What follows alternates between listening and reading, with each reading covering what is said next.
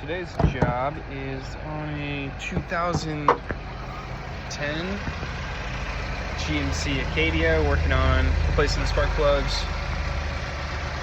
It's got a little bit of a misfire when it warms up. We just did a blend door actuator on this car, so now we're gonna get the spark plugs replaced and see if it helps it drive a little better.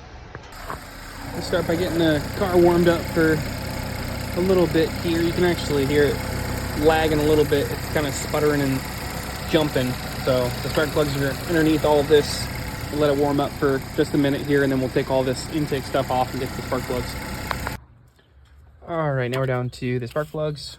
Get these all removed.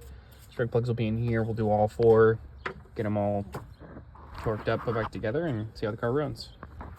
So how can you tell if a spark plug is bad? Now, this is an original AC Delco spark plug.